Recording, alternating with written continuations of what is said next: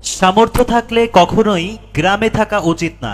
গ্রামে 100 বিঘা জমির মালিক হওয়ার চেয়ে শহরে এক টুকরা ভাড়া বাসায় থাকা অনেক ভালো, অনেক সম্মানের, অনেক আরামদায়ক। গ্রামে স্থায়ীভাবে বসবাস করাটাকে কোন সূচকে এগিয়ে রাখা যায় আসলে? এখানে বেশিরভাগ মানুষ এতই টক্সিক যে তারা তাদের ব্যক্তিগত জীবনের থেকে আপনার জীবন নিয়ে বেশি চিন্তিত।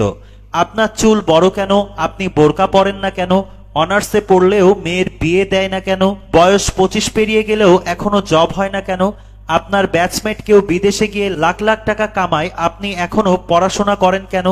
এসব আজগুবি বিষয় নিয়ে তাদের অনেক টেনশন।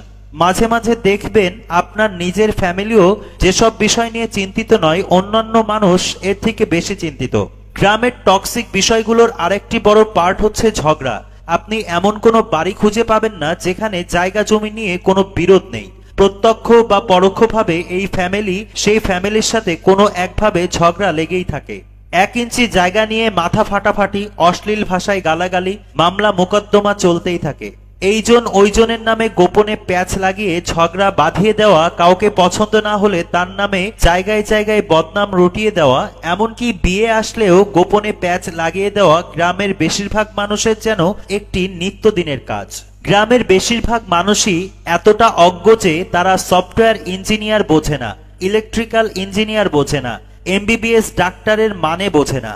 তাদের কাছে সরকারি চাকুরি মানে পুলিশ হোক, কনস্টেবল, সেনাবাহিনী হোক, সৈনিক, প্রাইমারি স্কুলের শিক্ষক, এসবই।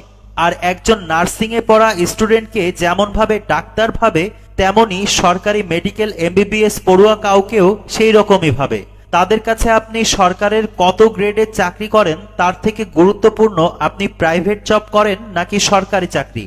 আপনি যদি প্রাইমারি স্কুলের পিয়নও হন তাও মেয়ে বিয়ে দিতে রাজি, কিন্তু বেসরকারি যত ভালো চাকুরি করেন না কেন আমতা আমতা করবেই। তাদের কাছে আপনার উচ্চশিক্ষা গ্রহণের থেকে আপনার সে বন্ধুর দাম বেশি যে এসএসসির পর সৈনিক, কনস্টেবল, বিদেশে বা কোনো কাজে চলে গেছে। আর টক্সিসিটির সবচেয়ে বিরক্তিকর পার্ট হচ্ছে গ্রামের চায়ের দোকানগুলো। গ্রামের প্রতিটি চায়ের দোকানে চায়ে চুমুক উঠেই গিবত দিয়ে, যেখানে কার বউয়ের বাচ্চা হচ্ছে না, কার বউ প্রেগনেন্ট থেকে শুরু করে রাজনীতি, অর্থনীতি, খেলাধুলা, কোনোটাই গবেষণা বাকি থাকে না, যার অধিকাংশই আবার গুজব।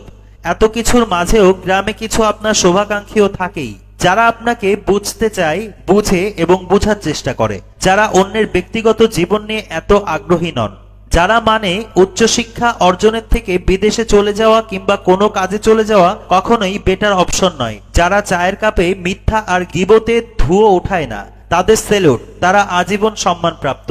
জন্ম থেকেই গ্রামের পলিমাটি গায়ে মেখেও একজন খাঁটি গ্রাম্য মানুষ হয়েও এই কথাগুলো লেখার একমাত্র কারণ তিক্ততা। কাউকে কষ্ট দেওয়ার জন্য লিখিনি। ভার্সিটি পড়ুয়া, বেকার যে কেউ আশা করি কথাগুলো রিলেট করতে পারবে।